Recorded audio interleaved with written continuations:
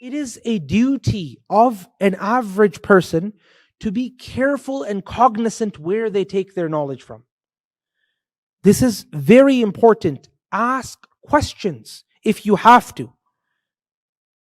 And this is not to develop a level of hierarchy. But let me put it this way. If you have a problem in your heart, are you going to go to anyone who says, I'm going to treat your heart? Why? Because I read a few books.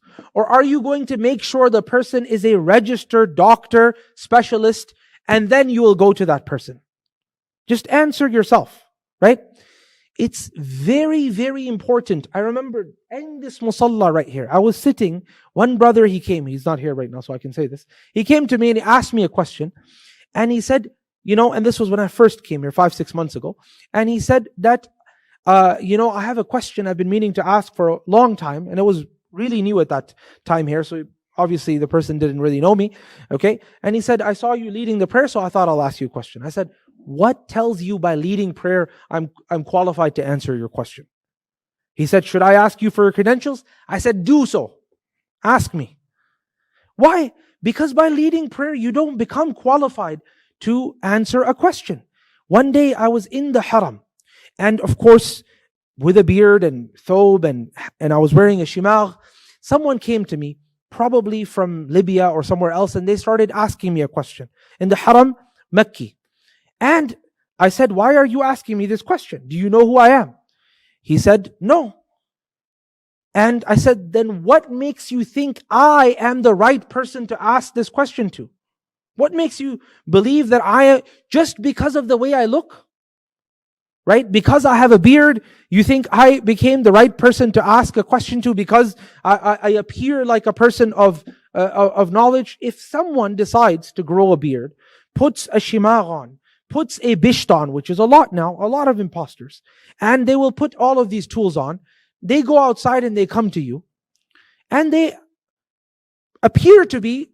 look like a person of knowledge.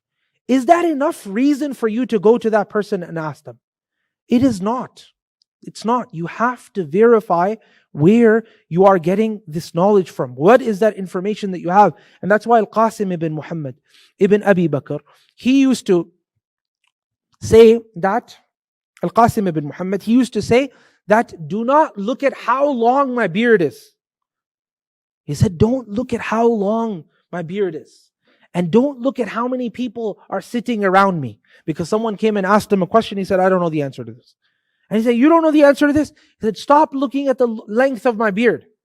Because this was something that was happening even at that time. Bukhari had a very small beard. But he was a scholar. Qasim, he has knowledge, but he doesn't have the knowledge of this particular issue. Someone says, you got a big beard, you got to have the answer. It doesn't work like that. You have to check your sources. Why? Because look, Allah says that اتَّخَذَ النَّاسُ رُؤُوسًا جُهَالًا.